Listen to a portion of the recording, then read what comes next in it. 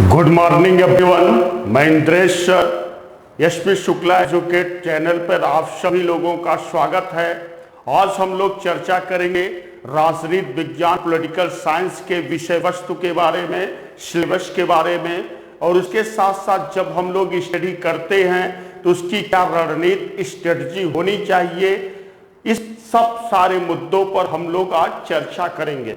जैसे आप देखें कि जब हम लोग कंपटीशन के दौर में आते हैं तो सबसे पहले ध्यान देना होता है कि एकेडमिक बैकग्राउंड से कोई मतलब नहीं होता है। आप किसी भी विषय से स्नातक हैं या फिर उसके साथ साथ आप जो भी आपकी डिग्री है, आपका उससे कोई एकेडमिक से नहीं होता, क्योंकि यहाँ मेरिट की बात नहीं की जाती है। यहाँ सीधा सीधा बात की जाती है कि जब भी आप इस फील्ड में आए तो एक नए जोश के साथ, एक नए एनर्जी के साथ आप अपने विषय पर, एक लक्ष्य पर पूरी तरह से फोकस हैं। जैसे कभी कभी आप देखे होंगे कि कुछ स्टूडेंट्स के मन में यह विचार आ जाते हैं, वो हिंदी विषय से हैं, इंग्लिश विषय से, मैथ विषय से हैं, तो इस तरह के थॉट्स एकेडमिक में हो सकते हैं, लेकिन कंपटीशन की लाइन में इससे कोई मतलब नहीं होता है। मतलब सीधा सीधा है कि जो आपका सिलेबस दिया गया है वहां पर आप पहुंच पा रहे हैं या नहीं पहुंच पा रहे, सीधा सी यही मतलब होता है। बाकी आप किसी भी विश्वविद्यालय से रहें, किसी भी परसेंटेज से रहें, उससे कोई कंपटीशन से मतलब नहीं होता है। दूसरी चीज है, जब हम कंपटीशन की फील्ड में आते हैं तो सबसे पहला प्रश्न बनता है कि आप जिस क्षेत्र में जा रहे हैं उसकी तैयारी कैसे करें, क्या स्ट्रेटजी होनी चाहिए। तो सबसे बेस्ट स्ट्रेटजी अब तक की यही आई है कि आप एक साल पेपर खरीद लें, जिस परीक्षा को आपको देना है उसके पूर्व परीक्षाओं के प्रश्नों को आप बार बार देखें। इससे आपको यह पता चलेगा कि प्रश्नों का नेचर क्या है, कैसे प्रश्न बन रहे हैं, इजी प्रश्न बन रहे हैं कि डिफिकल्ट प्रश्न बन रहे हैं, फिर नेचर उसका कैसा है, किस चैप्टर से ज्यादा बन रहे हैं, किस चैप्टर से कम बन रहे हैं। ये सारी चीजें आपको अनुभव हो जाएंगी और यही जो पर्सनल व्यक्तिगत अनुभव है यही आपको सफलता की तरफ ले जाएगा और यही सबसे एक अच्छा माध्यम है। अगर आप ऐसा नहीं करते हैं तो आप रास्ते से भटक जाएंगे। इसलिए सही डायरेक्शन में चलने का यही आपको अच्छा है कि जिस भी परीक्षा में आप बैठ रहे हैं उसके पूर्व प्रश्नों को बार बार देखें और इसके बाद तब आपको पता चलेगा कि इस टॉपिक में हमको क्या पढ़ना है और किस तरह से स्टडी करनी है। फैक्ट पर ध्यान देना है कि विचार पर ध्यान देना है, फिर इससे संबंधित बुक कहां उपलब्ध होगी, ये सारी चीजें वहीं से आपको मिलेंगी। फिर दूसरी चीजें जो टीचर की भूमिका होती है, टीचर की भूमिका एक पथ प्रदर्शक के रूप में होती है, एक मार्गदर्शक के रूप में होती है। तो हम लोग आपको एक मार्गदर्शक की भूमिका के रूप में काम करेंगे, पथ प्रदर्शक की भूमिका निभाएंगे, लेकिन ये जो मेहनत है वो खुद स्टूडेंट पर करनी होती है। जैसे आप देखिए, एक कहावत आती है कि जिंदगी अपने कंधों पर जिया जाता है, दूसरे के कंधों पर तो केवल अर्थी उठाई जाती हैं। इसलिए चलना आपको खुद है, आप खुद ही चलेंगे, लेकिन हम उसमें आपके संघर्षों के क्या बनेंगे, एक साथी बनेंगे, साथी बनेंगे, साथ में आपके काम करते रहेंगे। तो जब भी आप कंपटीशन के फील्ड में आए तो एक लक्ष्य आप डिसाइड कर लें, एक गोल डिसाइड कर लें और उसके साथ साथ आप पूरी तरह से मनोयोग के साथ अपने लक्ष्य की तरफ आगे बढ़ें। कभी निराशा का वातावरण नहीं होना चाहिए। जैसे एक कहावत आती है कि सोच को बदलिए सितारे बदल जाएंगे, नजर को बदलिए नजारे बदल जाएंगे। बस एक जिंदगी में कुछ अच्छा आप सोच करके देखिए कि मुझे क्या करना है, मेरा क्या करियर है और मेरे ही पर ही पूरे समाज का करियर डिपेंड है, परिवार पूरा निर्भर है। तो आपका जिंदगी में क्या लक्ष्य है, आपको क्या बनना है, क्या करना है, ये सब कुछ निर्भर करता है आप पर। इसलिए एक नई सोच के साथ, एक नए एनर्जी के साथ अपने लक्ष्य की तरफ आप आगे बढ़ें।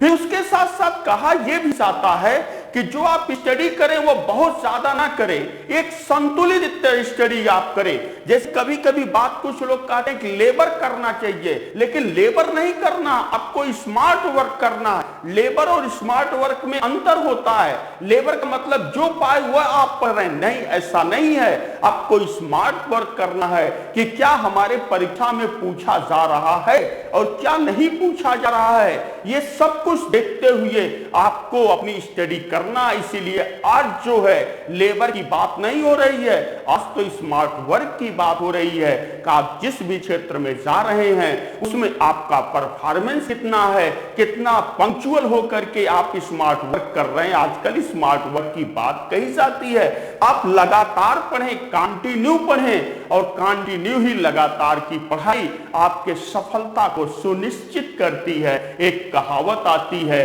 कि हो के मायूस यूं न शाम से ढलते रहिए, जिंदगी भोर है सूरज से निकलते रहिए। यदि एक ही पांव पर ठहरेंगे तो थक जाएंगे, धीरे धीरे ही सही सही राह पर चलते रहिए। तो सफलता सीधा सीधा का सेंस होता है कि आपको कंटिन्यू वर्क करना है और इधर उधर किसी प्रकार का कोई भटकाव मन में नहीं होना चाहिए। जैसे आप देखे होंगे एक दुष्यंत कुमार की भी कविता आती है कि हो गई है पीर पर्वत सी पिघलनी चाहिए, हो गई है पीर पर्वत सी पिघलनी चाहिए, हिमालय से कोई गंगा निकलनी चाहिए। मेरा मकसद हंगामा खड़ा करना नहीं है, बल्कि इसकी सूरत बदलनी चाहिए, इसकी सूरत बदलनी चाहिए। तो जो आपका जिंदगी है, जो आपका कैरियर है, जो आपने डिसाइड किया है, उसको दशा और दिशा देने का जिम्मेदारी आप पर होती है। हम लोग एक शिक्षक की भूमिका में मार्गदर्शक करते हैं और करते रहेंगे, और आपकी जो समस्याएं आएंगी उस सारे समस्याओं का हम लोग समाधान करते हैं। अब हम लोग देखते हैं कि हमारा सिलेबस क्या है, कि जो उपलब्ध कराया गया संस्थान के माध्यम से उसमें किन किन मुद्दों पर हमको पढ़ना है, क्या क्या पढ़ना, वो सारी चीज को देखते हुए हम लोग आगे बढ़ते हैं। तो आप देखेंगे कि पॉलिटिकल साइंस हमारा विषय है, पॉलिटिकल साइंस, ठीक है। पॉलिटिकल साइंस या नागरिक शास्त्र भी आप देखे होंगे, नागरिक शास्त्र भी लिखा रहता है, पॉलिटिकल साइंस। तो जब आप राजनीतिक शास्त्र को पढ़ते हैं, इसमें आप देखे होंगे कि एक होता है कि सिद्धांत, राजनीतिक सिद्धांत, और एक होता है राजनीतिक विचारक। फिर उसके साथ साथ एक होता है भारतीय संविधान और लोक प्रशासन चीजें होती हैं। तो सबसे पहले यह ध्यान देना होगा कि आपके सारे प्रश्न कहां से बनते हैं और किस मुद्दे पर आपको सबसे ज्यादा फोकस करना है। तो आप देखेंगे कि सबसे ज्यादा आपको फोकस करना है राजनीतिक सिद्धांत के बारे में, प्रिंसिपल के बारे में, आइडियोलॉजी के बारे में सबसे ज्यादा आपको फोकस करना है। अगर हम राजनीति शास्त्र में सिद्धांत में देखेंगे तो यहां पर सीधा सीधा लिखा गया है राजनीति शास्त्र के डेफिनेशन के बारे में अध्ययन करना है, नेचर उसका है, फिर उसका साथ विषय क्षेत्र मतलब राजनीति विज्ञान का किन किन विषयों से रिलेशन है, इसके बारे में आपको अध्ययन करना है। फिर उसके साथ साथ आप अगर आगे बढ़ते हैं तो आपकी राष्ट्र की उत्पत्ति के विभिन्न सिद्धांत का अध्ययन करना है। अब विभिन्न सिद्धांत का मतलब क्या है कि जैसे समझौतावादी सिद्धांत के बारे में आपको अध्ययन करना है, विकासवादी सिद्धांत के बारे में अध्ययन करना है कि जो राज्य की उत्पत्ति हुई है उसमें कौन कौन से सिद्धांत हैं, समझौतावादी सिद्धांत किसका किसका है, समझौतावादी सिद्धांत से समर्थित कौन कौन विचारक हैं, विकासवादी सिद्धांत क्या है, ये सारी चीजें आपको करना है राज्य की उत्पत्ति के संदर्भ में। फिर इसके साथ साथ संप्रभुता, सॉवरेंटी की बात की जाती है, संप्रभुता की बात की जाती है। आपको जो है संप्रभुता का अध्ययन करना, सॉवरेंटी का अध्ययन करना है कि संप्रभुता होती क्या है। तो संप्रभुता का मतलब होता है सर्वोच्च सत्ता, परम सत्ता, एपेक्स पावर या सुप्रीम पावर या टॉप या जेनिथ, उसी को बोला जाता है संप्रभुता। संप्रभुता क्या है, सर्वोच्च सत्ता क्या है। इस संप्रभुता में आपसे पूछा जाए कि संप्रभुता के जनक कौन है, तो संप्रभुता के जनक आपको बोधा है। फिर संप्रभुता के मुख्य भाग कितने हैं, फिर संप्रभुता के क्या लक्षण हैं, फिर संप्रभुता पर रूसो का विचार क्या है, बोधा का विचार क्या है, हाब्स का क्या विचार है, लॉक का क्या विचार है। ये सारी चीजें आपको संप्रभुता में, सॉवरेंटी में अध्ययन करना है। फिर इसके साथ साथ आप आगे बढ़ेंगे, आपको कानून एवं दंड के संबंध में अध्ययन करना है कि कानून क्या है, ठीक, कानून के स्रोत क्या क्या हो सकते हैं, कितने प्रकार के कानून होते हैं, फिर दंड का प्रावधान है तो भारत में बदले की भावना पर दंड का प्रावधान है कि सुधारात्मक भावना पर दंड का प्रावधान है। ये सारी चीजें आप अध्ययन करेंगे कानून एवं दंड में। फिर इसके बाद आप स्वतंत्रता का अध्ययन करेंगे, फ्रीडम। जैसे स्वतंत्रता में आप देखेंगे कि स्वतंत्रता मुख्य रूप से दो प्रकार की होती है, एक सकारात्मक स्वतंत्रता और एक नकारात्मक स्वतंत्रता। तो सकारात्मक स्वतंत्रता का मतलब होता है कि विधि के अंतर्गत स्वतंत्रता, और नकारात्मक स्वतंत्रता का सेंस होता है कि विधि से हटकर स्वतंत्रता की बात की जाती है। फिर आपको समानता का अध्ययन करना है कि समानता, जैसे आप भारतीय संविधान की प्रियम्बल को देखेंगे तो उसमें आपको मिलेगा कि 5 प्रकार की स्वतंत्रता का उल्लेख है, 3 प्रकार की न्याय का उल्लेख है, 2 प्रकार की समानता का उल्लेख है। तो समानता की बात की जाती है, जैसे आप अनुच्छेद 14 पढ़ेंगे जो है आपको मिलेगा, यदि फंडामेंटल राइट्स पढ़ेंगे तो आपको मिलेगा समानता का अधिकार अनुच्छेद 14 से लेकर के 18। फिर जब आप अनुच्छेद 14 पढ़ेंगे तो उसमें आपको मिलेगा विधि के समक्ष समानता एवं विधियों के समान संरक्षण की बात की जाती है। फिर इसके बाद हम लोग चलते हैं नेक्स्ट पेज पर, देखते हैं और क्या हमारा सिलेबस है। तो अधिकार है कि जैसे राइट्स क्या होते हैं, अधिकार क्या होते हैं, अधिकार कितने प्रकार के होते हैं, नागरिक के क्या अधिकार हैं, ये सारी चीजें आप अधिकार के संदर्भ में। फिर इसके बाद डेमोक्रेसी, प्रजातंत्र का आपको अध्ययन करना है कि जैसे प्रजातंत्र के टाइप कितने हैं, प्रजातंत्र कितने प्रकार के होते हैं, प्रत्यक्ष प्रजातंत्र, अप्रत्यक्ष प्रजातंत्र। अप्रत्यक्ष प्रजातंत्र को हम किस नाम से और जानते हैं, वर्तमान समय में प्रत्यक्ष प्रजातंत्र कहां पर है, फिर प्रत्यक्ष प्रजातंत्र के क्या क्या लक्षण हो सकते हैं, ये सारी चीजें हम लोग डेमोक्रेसी में अध्ययन करेंगे।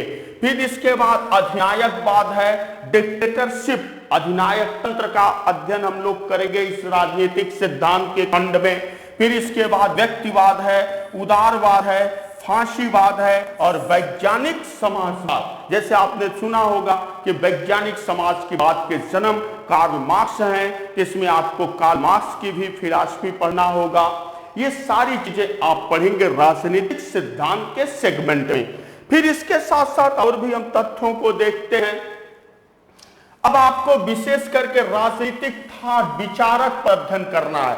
तो जब आप राजनीतिक विचारक अध्ययन करते हैं तो आपको 2 पार्ट में ये मिलेंगे, एक आपको मिलेंगे पाश्चात्य विचारक, वेस्टर्न फिलॉसफर, फिर इसके साथ साथ आपको एक इंडियन विचारक, भारतीय विचारक का अध्ययन करना है। अब हम देखते हैं पाश्चात्य विचारक में कौन कौन से आपको अध्ययन करना है। तो जैसे आपको मिलेंगे प्लेटो का अध्ययन करना है, अरस्तु का अध्ययन करना है, हाब्स का अध्ययन करना है, लॉक का अध्ययन करना है, रूसो हैं, बेंथम हैं, जे.एस. मिल हैं, कार्ल मार्क्स हैं, मैकियावेली हैं, बोदा हैं, टी.एच. ग्रीन। ये सारे आपको वेस्टर्न फिलॉसफर हैं। आपके इनके विचारों के बारे में आपको अध्ययन करना है। प्लेटो, अरस्तु, Hobbes, Locke, Rousseau, Bentham, Bodin, Machiavelli, TH. Green. जब आप इंडियन में आते हैं तो आपको मनु हैं, कौटिल्य हैं, गांधी हैं, गोपाल कृष्ण गोखले हैं, बाल गंगाधर तिलक हैं, जवाहरलाल नेहरू हैं, सुभाष चंद्र बोस हैं, मोहम्मद अली जिन्ना और डॉक्टर भीमराव अंबेडकर। तो जब आप इंडियन विचारक का आप अध्ययन करते हैं तो इसमें आपको विशेष करके जैसे आप मनु, कौटिल्य, गांधी को आप अध्ययन करेंगे। फिर इसके साथ साथ जब आप यहां से अध्ययन करेंगे गोपाल कृष्ण गोखले, बाल गंगाधर तिलक, जवाहरलाल नेहरू, सुभाष चंद्र बोस, मोहम्मद अली जिन्ना और डॉक्टर भीमराव अंबेडकर, तो इसमें विशेष करके आपको अध्ययन करना है कि इनका राष्ट्रीय आंदोलन में योगदान क्या है। राष्ट्रीय आंदोलन में इनका योगदान के संदर्भ में आपको अध्ययन करना है। नेशनल मूवमेंट में इनका रोल क्या है, इनकी भूमिका के बारे में आपको अध्ययन करना है। फिर इसके बाद हम लोग आगे बढ़ते हैं, देखते हैं कि नेक्स्ट पेज पर और क्या क्या सिलेबस है। अब आपको विशेष करके आ गया कि भारतीय संविधान एवं राज्य व्यवस्था, इंडियन कॉन्स्टिट्यूशन एंड पॉलिटी, राज्य व्यवस्था का आपको अध्ययन करना है। तो इसमें सबसे पहले है आपका संविधान की परिभाषा एवं वर्गीकरण। वर्गीकरण में क्या क्या आप अध्ययन करेंगे, जैसे लिखित संविधान क्या है, अलिखित संविधान क्या है, नम्य संविधान क्या, अनम्य संविधान क्या है। फिर इसके साथ साथ ये सारी चीजें आपको यहाँ पर वर्गीकरण के संदर्भ में अध्ययन करना है।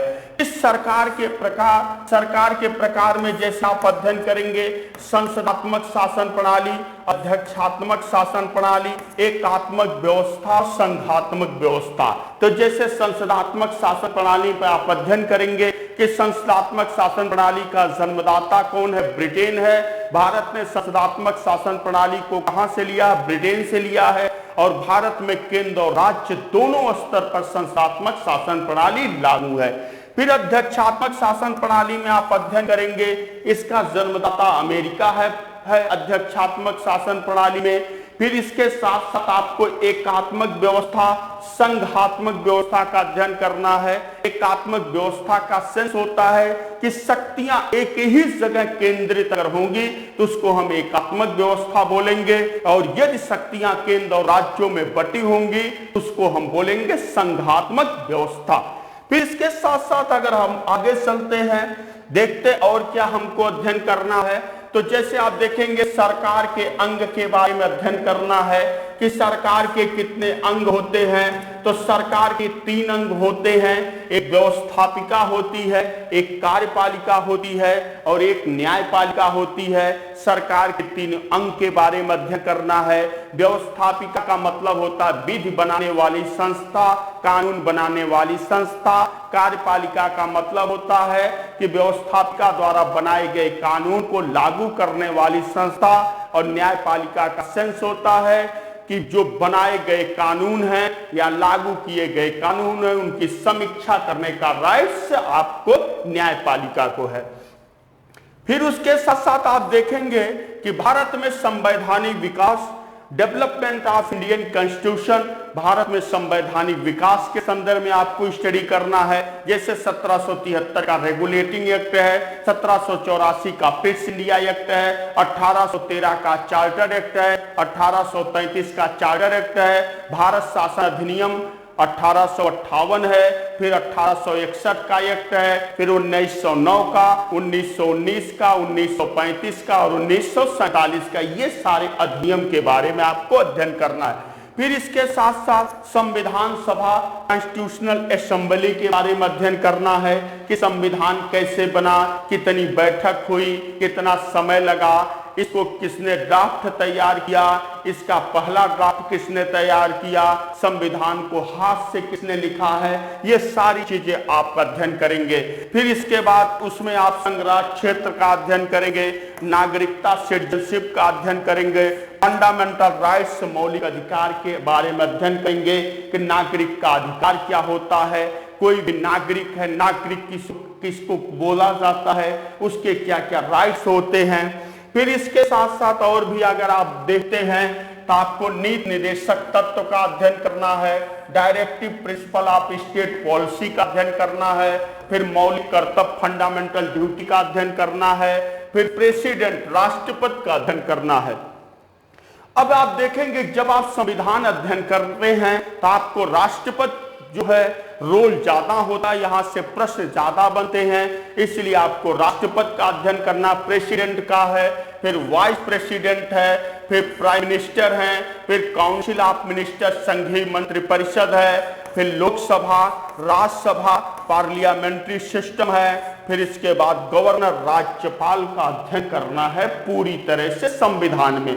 फिर इसके साथ साथ और भी देखते हैं तो आपको मिलेगा कि राज्य मंत्रिपरिषद, स्टेट काउंसिल ऑफ मिनिस्टर, मुख्यमंत्री चीफ मिनिस्टर, फिर लेजिस्लेटिव असेंबली, फिर लेजिस्लेटिव काउंसिल विधान परिषद का है।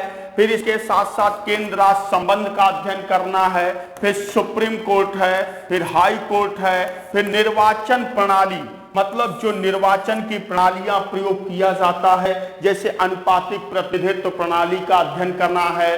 फिर मतदान के प्रकार, जैसे गुप्त मतदान क्या है, खुला मतदान क्या है, इसके बारे में अध्ययन करना है। फिर चुनाव सुधार, जैसे जो चुनाव सुधार हो रहे हैं, जैसे आपने देखा होगा कि जब चुनाव सुधार में आप देखेंगे तो राष्ट्रपति की जमानत राशि बढ़ गई है, फिर इसके साथ साथ राष्ट्रपति के प्रस्तावक और अनुमोदनों की संख्या बढ़ गई है, फिर संविधान में कहां पर गुप्त मतदान की व्यवस्था है, कहां पर खुले मतदान की व्यवस्था है, फिर आपसे नोटा कब आया है, फिर इसके साथ साथ आपका वीवीपैट क्या है, ये सारे चुनाव सुधार के बारे में आपको यहां पर अध्ययन करना है। फिर मतदान व्यवहार है, आपका जो वोटिंग हो रही है, पोल हो रहा है, मतदान व्यवहार वो कैसे प्रभावित हो रहा है, उसके प्रभाव में क्षेत्रवाद है, भाषावाद है, भाई भतीजावाद है, ये सब कुछ है। मतदान व्यवहार कैसे प्रभावित हो जाता है, पोलिंग के बारे में आपको अध्ययन करना है। फिर इसके साथ साथ राजनीतिक दल, पॉलिटिकल पार्टी के बारे में अध्ययन करना है कि जैसे कहां पर दो दलीय व्यवस्था है, कहां पर एक दलीय व्यवस्था है, भारत में कैसी व्यवस्था है, तो भारत में बहुदलीय व्यवस्था है। पूरी तरह से पॉलिटिकल पार्टी के बारे में आपको अध्ययन करना है। फिर इसके साथ साथ और भी हम लोग आगे देखते हैं, जैसे आपको दबाव समूह, प्रेशर ग्रुप के बारे में अध्ययन करना है कि ये जो है शासन के शासन की प्रक्रियाओं में सक्रिय रूप से भाग नहीं लेते हैं, लेकिन सरकार पर एक प्रेशर बनाते हैं। कौन कौन से प्रेशर ग्रुप हैं, वो सारे चीज को आपको अध्ययन करना है, और ये किस तरह से प्रेशर बनाते हैं, अपनी मांग को किस तरह से मनवाते हैं, ये सारी चीजें आपको दबाव समूह, प्रेशर ग्रुप के बारे में अध्ययन करना है। फिर नौकरशाही, ब्यूरोक्रेसी के बारे में अध्ययन करना है, फिर नौकरशाही की उत्पत्ति कहां से होती है, फिर इसके साथ साथ भ्रष्ट नौकरशाही का इतिहास कहां पर है, फिर इंडियन नौकरशाही कहां पर है, ये सब कुछ आपको ब्यूरोक्रेसी के बारे में अध्ययन करना है। फिर इसके साथ साथ जैसे आप देखते हैं ओम्बुड्समैन है, लोकपाल है, लोकायुक्त है, इसके बारे में अध्ययन करना है। तो जैसे आप देखेंगे ओम्बुड्समैन क्या होता है, तो आपने सुना होगा करप्शन, भ्रष्टाचार की बात होती है, तो जो विश्व के स्तर पर करप्शन पर रोक लगाने वाली संस्था होती है वह ओम्बुड्समैन कहलाती है।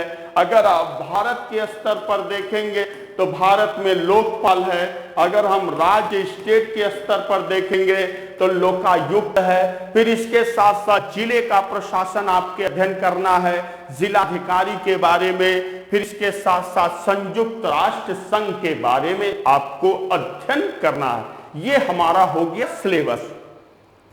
अब चूंकि हमने तो सिलेबस को देख लिया पूरी तरह से, राजनीतिक सिद्धांत, राजनीतिक विचारक, भारतीय संविधान और उसके साथ साथ लोक प्रशासन को भी हमने देख लिया अच्छी तरह से, लेकिन अब हमको फोकस किस पर करना है। पॉलिटिकल साइंस का जब हम अध्ययन करते हैं, हमको फोकस किस मुद्दों पर करना है, क्या पढ़ना है, सबसे ज्यादा क्या रोल निभाएगा एग्जाम में, इस पर आपको ध्यान देना है। तो सबसे ज्यादा जो रोल आपका निभाएगा वह आपका राजनीतिक सिद्धांत आपका निभाता है। राजनीतिक सिद्धांत, यदि आप राजनीतिक सिद्धांत को अच्छी तरह से जानते हैं, राजनीतिक सिद्धांत में जैसे समानता को आपने अच्छी तरह से पढ़ा है, स्वतंत्रता को आपने पढ़ा है, संप्रभुता को अच्छी तरह से पढ़ा है, कानून एवं दंड के प्रकार को अच्छी तरह से पढ़ा है, व्यक्तिवाद को पढ़ा है, फांसीवाद को पढ़ा है, ये राजनीतिक सिद्धांत मतलब प्रिंसिपल के बारे में अगर आपने अध्ययन बहुत अच्छी तरीके से किया है तो आपकी गेम क्या हो जाती है, आसान हो जाती है। तो सबसे ज्यादा जो फोकस करने की बात आती है वो सबसे ज्यादा फोकस आपको राजनीतिक सिद्धांत पर करना होता है। यह किसी भी स्टूडेंट का राजनीतिक सिद्धांत मजबूत होता है तो सबसे ज्यादा से ज्यादा क्वेश्चन को सही कर लेता है। फिर इसके बाद दूसरे नंबर पर आपका रोल निभाता है कि राजनीतिक विचारक रोल निभाता है, राजनीतिक विचारक रोल निभाता है। आपको यहां पर जो अध्ययन करना है राजनीतिक विचारक। लेकिन अगर आप देखेंगे, अगर प्रश्नों की श्रृंखला में, तो आपने देखा होगा कि चाहे कोई भी टीजीटी पीजीटी का एग्जाम हो, अगर वह 63 नंबर का आ रहा तो उसमें जो है 20-25 क्वेश्चन आपके संविधान, इंडियन कॉन्स्टिट्यूशन का भी रोल होता है। इसलिए इंडियन कॉन्स्टिट्यूशन को हर स्टूडेंट पढ़ता है, आसान भी होता है, इंडियन कॉन्स्टिट्यूशन समझ में भी आ जाता है और वहां से प्रश्न लोग सही भी कर लेते हैं। लेकिन जो सबसे ज्यादा समस्या क्रिएट करता है वह आपका राजनीतिक सिद्धांत और राजनीतिक विचारक है। तो जो हम लोगों की स्टडी होगी, जो एनर्जी होगी, वह विशेष करके इसी पर होगी, राजनीतिक सिद्धांत और राजनीतिक विचारक। तो जब भी हम विशेष करके अध्ययन करेंगे तो राजनीतिक सिद्धांत मतलब पॉलिटिकल प्रिंसिपल और पॉलिटिकल फिलॉसफर पर हम लोग फोकस करेंगे, राजनीतिक सिद्धांत और राजनीतिक विचारक। फिर इसके साथ साथ अब हम लोग क्या करेंगे, जब हम लोगों की अगली क्लास होगी तो हम लोग एक एक करके जो राजनीतिक सिद्धांत में है, जैसे आपने देखा होगा समानता है, स्वतंत्रता है, न्याय है, फिर दंड है, कानून है, तो एक एक सेगमेंट को उठाते हुए, एक एक टॉपिक को उठाते हुए हम लोग व्यवस्थित तरीके से अध्ययन करते चले जाएंगे। फिर इसके साथ साथ हमको अध्ययन करना ही नहीं है, बल्कि जैसे हमने कोई भी चैप्टर पढ़ा, जैसे समानता पढ़ा, स्वतंत्रता पढ़ा या फिर संप्रभुता हमने पढ़ा, तो उससे कितने प्रश्न बनते हैं ये भी अध्ययन करना कराएंगे प्रैक्टिस सेट के साथ साथ। और उसके साथ साथ जो पूर्व परीक्षाओं में प्रश्न बने हैं हम लोग उसको भी देखेंगे कि संप्रभुता से कितने क्वेश्चन पूर्व परीक्षाओं में बने हैं, फिर समानता से कितने बने हैं, ये सब कुछ देखते हुए हम लोग आगे बढ़ेंगे। मतलब ये व्यवस्थित तरीके से हम लोग सिस्टमेटिक ढंग से आगे बढ़ेंगे, ठीक। और हमारा उद्देश्य क्या होगा, अपने लक्ष्य की प्राप्ति और आपको सफलता दिलाना। तो आप लोग पूरी व्यवस्थित तरीके से आप मेहनत भी करेंगे और उसके साथ साथ आप इस चैनल को ज्वाइन भी करेंगे और क्लास का लाभ उठाएंगे। तो आपसे जो है निवेदन है कि आप अधिक से अधिक जो है वीडियो को शेयर करेंगे, वीडियो को लाइक करेंगे और उसके साथ साथ चैनल को सब्सक्राइब करेंगे। जैसे एक कहावत आती है कि मंजिलें उन्हीं को मिलती हैं जिनके हौसले में जान होता है, पंख जैसी कहावत आती है, इसको फिर से समझिएगा कि मंजिल उन्हीं को मिलती है जिनके सपनों में जान होता है, पंख से कुछ भी नहीं होता, हौसले से उड़ान होती है। तो हमको जोश, एक एनर्जी, एक जज्बा के साथ आप लोगों को जुड़ना है। और सही तक जय हिंद।